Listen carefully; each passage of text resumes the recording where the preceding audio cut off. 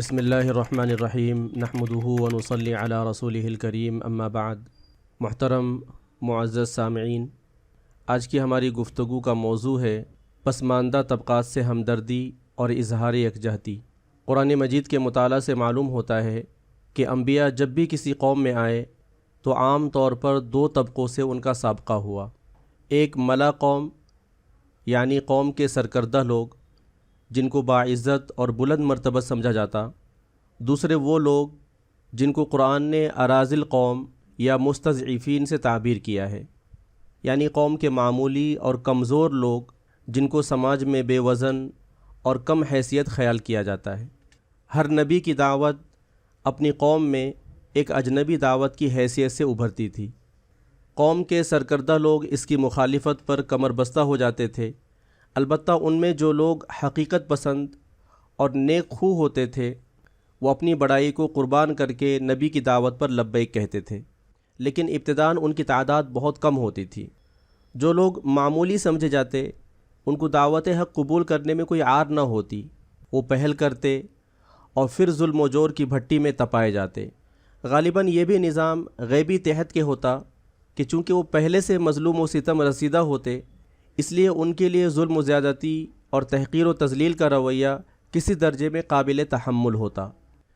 دعوت حق کو قبول کرنے میں سرداران قوم ہی اصل میں رکاوٹ بنتے ہیں۔ اہل مکہ نے آپ صلی اللہ علیہ وسلم کی کس قدر مخالفت کی، اس لیے نظام غیبی کے تحت غزوہ بدر میں تمام سرداران مکہ جمع کر دیے گئے اور وہ سب بدر میں ہلاک ہوئے۔ اسی ضمن میں رسول اللہ صلی اللہ علیہ وسلم نے صحابہ سے فرمایا تھا کہ مکہ نے اپنے جگر کے ٹکڑے تمہارے سامنے ڈال دیے ہیں۔ بدر کے بعد اہل مکہ کے دو ہی قابل ذکر سردار باقی رہ گئے، ابو سفیان بن حرب اور صفوان بن امیہ، اور ان دونوں نے فتح مکہ کے بعد اسلام قبول کر لیا۔ مدینے میں جو اسلام کی اشاعت آسانی کے ساتھ اور تیز رفتاری سے ہوئی تو اس کی ایک وجہ وہی تھی جس کی طرف سیدہ عائشہ صدیقہ رضی اللہ عنہا نے اشارہ فرمایا کہ آپ صلی اللہ علیہ وسلم کی بعثت سے پہلے اوس و خزرج کی خانہ جنگی میں عبداللہ بن ابی کے علاوہ صف اول کے تمام قائدین مر چکے تھے، اس لیے یہاں اسلام کے خلاف مزاحمت کرنے والی کوئی منظم طاقت موجود نہیں تھی۔ عبداللہ بن ابی نے اپنے اندرونی نفاق کے ذریعے مسلمانوں کو نقصان پہنچانے کی کوشش کی، لیکن انصار مدینہ پر نشہ ایمانی چڑھ چکا تھا، وہ کسی اور چیز کو خاطر میں نہیں لاتے تھے۔ گویا خدا کے غیبی نظام کے تحت بعثت محمدی صلی اللہ علیہ وسلم سے پہلے ہی سرداران مدینہ رخصت ہو چکے تھے، اور مدینہ کی سرزمین اسلام کے لیے نرم و ہموار اور یہاں کی فضا موافق ہو چکی تھی۔ یہی صورتحال مختلف انبیاء کرام کے ساتھ پیش آئی ہے۔ حضرت نوح علیہ السلام نے جب اپنی قوم کو حق کی طرف بلایا تو یہی طبقہ ان کی دعوت پر ایمان لایا۔ جو لوگ ان کے خلاف تھے وہ کہا کرتے تھے کیا ہم تم پر ایمان لے آئیں، حالانکہ تمہاری پیروی معاشرہ کے انتہائی نچلے اور حقیر طبقات کے لوگ کر رہے ہیں۔ شیخ الہند مولانا محمود حسن دیوبندی رحمہ اللہ نے آیت کے لفظ ارذلون کا ترجمہ کمینہ سے کیا ہے۔ اس تعبیر سے اندازہ کیا جا سکتا ہے کہ یہ لوگ اس طبقے کو کتنی حقارت کی نظر سے دیکھتے تھے۔ قرآن نے ایک اور مقام پر قوم نوح کی اس تمسخر آمیز گفتگو کا ذکر کیا ہے کہ سرداران قوم نے حضرت نوح علیہ السلام سے کہا کہ ہم تمہارے اندر اپنے اوپر کوئی فضیلت و برتری یعنی طاقت و اقتدار، مال و دولت یا تمہاری جماعت میں بڑے لوگوں کی شمولیت، الغرض ایسا کوئی نمایاں پہلو بھی نہیں دیکھتے، بلکہ ہم تو تمہیں جھوٹا سمجھتے ہیں۔ دوستو، ہم جس ملک میں رہتے ہیں اس میں کچھ لوگوں نے اپنے آپ کو ملا قوم بنا رکھا ہے اور لوگوں کے ذہن میں یہ عقیدہ بسا دیا ہے کہ وہ فرما روائی اور حکمرانی ہی کے لیے پیدا کیے گئے ہیں، کیونکہ ان کی پیدائش خدا کے سر اور بازوؤں سے ہوئی ہے، وہ خدا اور بندہ کے درمیان واسطہ ہیں۔ ایک بہت بڑی قوم کو انہوں نے پیدائشی غلام بنا رکھا ہے اور ان کے دل و دماغ میں یہ بات بٹھا دی ہے کہ وہ نیچ اور کمتر ہیں اور دوسروں کی خدمت کے لیے پیدا کیے گئے ہیں۔ ایسا کہنے اور سمجھنے اور سمجھانے والے طبقے سے آپ بخوبی واقف ہیں۔ دلچسپ بات یہ ہے کہ اس طبقے کا عددی تناسب بہت معمولی ہے، لیکن وہ ملک کے 65% کلیدی عہدوں پر قابض ہیں۔ اور اقتدار کے در و بام پر اس کا ایسا قبضہ ہے کہ اس کی مرضی و منشا کے بغیر پتہ بھی نہیں ہلتا۔ قرآن کی اصطلاح میں اس ملک کے ملا قوم ہیں، جن کا عمومی مزاج یہی ہے کہ جب تک حالات کے ہاتھوں مجبور نہ ہو جائیں عدل و انصاف اور سچائی کے سامنے نہیں جھکتے۔ دوسرے طبقے میں کون لوگ شامل ہیں اس سے بھی آپ واقف ہیں۔ ان کے بارے میں قرآن میں اراذل قوم کی تعبیر آئی ہے کہ لوگ انہیں نیچ، گوار اور کمتر خیال کیا کرتے تھے۔ ہندوستان میں یہ قوم ہزاروں سال سے ظلم و جور کی چکی میں پیسی جا رہی ہے اور انتہائی غیر انسانی رویے کا شکار ہے۔ اب جب کہ سیاسی مصلحتوں کے تحت کسی قدر ان کی آؤ بھگت ہو رہی ہے، انہیں تحفظات دیے جا رہے ہیں، الیکشن کے موقع پر انہیں منانے کی کوشش کی جاتی ہے، پھر بھی سماجی زندگی میں وہ ایک باعزت قوم کا مقام حاصل کرنے میں ناکام ہیں۔ وہ کسی گھڑے کو ہاتھ لگا دیں تو اس کا پانی پھینک دیا جاتا ہے۔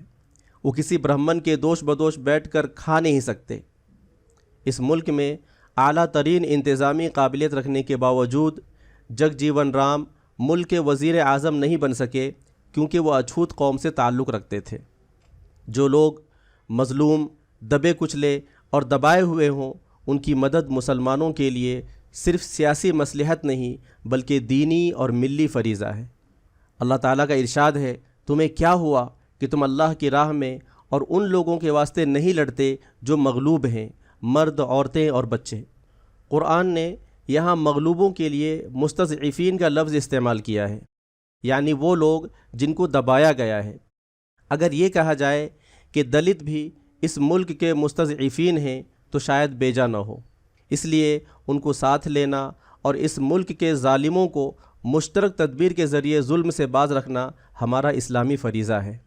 بدقسمتی سے ہم نے اس اہم کام کی طرف سنجیدگی کے ساتھ توجہ نہیں دی، بلکہ ہندوؤں کی اونچی برادری سے متاثر ہو کر ہم نے بھی ان کے ساتھ کم و بیش وہی رویہ اختیار کیا اور خود اپنی قوم میں بھی مختلف دیواریں کھڑی کر لیں۔ بعض اوقات یہ دیواریں اتنی اونچی ہو جاتی ہے کہ پاس کا آدمی نظر نہیں آتا۔ بدقسمتی سے ہم نے اس اہم کام کی طرف سنجیدگی کے ساتھ توجہ نہیں دی۔ اس صورتحال نے ہمیں دوہرا نقصان پہنچایا ہے۔ ایک تو اس ملک میں دعوت اسلام کا کام نہ ہونے کے درجے میں ہے۔ اگر ہم اس طبقے سے قریب ہوتے تو دعوت کے وسیع مواقع پیدا ہو سکتے تھے۔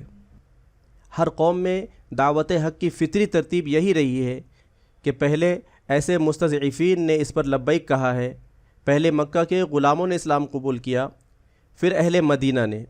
آخر ایک وقت ایسا آیا کہ سرداران مکہ بھی اسلام لانے پر مجبور ہوئے۔ اسلام کی بنیادی تعلیم توحید اور وحدت انسانیت ہے، یعنی خدا ایک ہے اور تمام انسانیت ایک ہے، کالے گورے، عرب عجم کی کوئی تفریق نہیں۔ ایک ہی مسجد میں سب کو خدا کی عبادت کرنی ہے۔ جو شخص دین سے زیادہ واقف اور عمل کے اعتبار سے زیادہ صاحب تقویٰ ہو، وہ نماز میں امام ہوگا، چاہے وہ کسی بھی خاندان کا ہو اور اس کی رنگت کیسی بھی ہو۔ انسانوں کا کوئی طبقہ خدا اور انسانوں کے درمیان واسطہ نہیں، بلکہ ہر انسان براہ راست خدا سے مانگتا ہے اور خدا سے پاتا ہے۔ یہ انسانی مساوات کا اتنا فطری اور مبنی بر انصاف تصور ہے کہ جن قوموں کو نیچ سمجھا جاتا ہے وہ اس کو اپنے لیے بہت بڑی رحمت باور کرتی ہے۔ اگر اسلام کے اس عظیم اصول زندگی کو ان محروم و مظلوم لوگوں کے سامنے پیش کیا جاتا تو وہ اس سے یقینی طور پر متاثر ہوتے اور اس ابر رحمت کے سائے میں چلے آتے، مگر افسوس کہ ہم نے اس جانب سنجیدہ توجہ نہیں دی۔ اس سے دوسرا نقصان سیاسی ہوا۔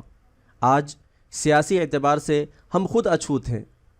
ہماری آبادی کے تناسب اور قومی اداروں میں ہماری تعداد کے درمیان کوئی نسبت نہیں۔ اگر مسلمان اس طبقے کو اپنے ساتھ لینے میں کامیاب ہو جاتے تو اگر بادشاہ نہ بنتے تب بھی بادشاہ گر ضرور ہوتے۔ خیر، وقت ابھی بھی گیا نہیں ہے اور ہمیں اس پہلو پر پوری گہرائی کے ساتھ سوچنے اور غور کرنے کی ضرورت ہے۔ موجودہ حالات میں ایک منصوبہ کے ساتھ اس طبقے کو قریب کرنا چاہیے۔ مسلمان قائدین اور سیاسی تنظیموں کو چاہیے کہ دلت سیاسی و سماجی قائدین کے ساتھ تبادلہ خیال کریں اور ان کی ذہن سازی کریں۔ بعض الیکشنوں میں اس کا کامیاب تجربہ ہوا ہے۔ اس لیے مسلمان قائدین کو اعلیٰ سطح پر پسماندہ طبقے کے قائدین سے ربط قائم کرنا چاہیے۔ یہ وقت کی نہایت اہم ضرورت ہے۔ سماجی سطح پر بھی اس طبقے سے رابطہ استوار کرنا ضروری ہے۔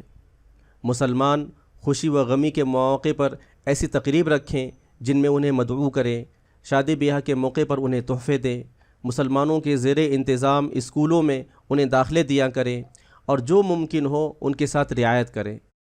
ایسے الفاظ کے ساتھ ان سے خطاب نہ کریں یا ان کا ذکر نہ کریں جن سے تذلیل و تحقیر کی بو آتی ہو۔ موقع بموقع اسلام کی مساوات کی تعلیم ان کے سامنے رکھیں۔ اگر ہم اپنے رویے کو ان کے ساتھ درست کر لیں تو انشاءاللہ وہ جلد اور بہت آسانی کے ساتھ آپ کی طرف راغب ہو جائیں گے۔ ایک ایسی قوم جو انسان تسلیم کیے جانے کے لیے جد و جہد کر رہی ہے، اس سے تھوڑی سی محبت بھی دل جیتنے کے لیے کافی ہے۔ اس لیے ضرورت ہے کہ ہم اس معاملے کی اہمیت کو محسوس کریں اور ایک ٹھکرائی ہوئی قوم کو سینے سے لگائیں اور انہیں محبت کی سوغات دیں۔ اس میں ہماری جان و مال اور عزت و آبرو کا تحفظ ہے، سیاسی حقوق کا تحفظ ہے اور سب سے بڑھ کر اس سے دعوت کے وسیع مواقع حاصل ہو سکتے ہیں۔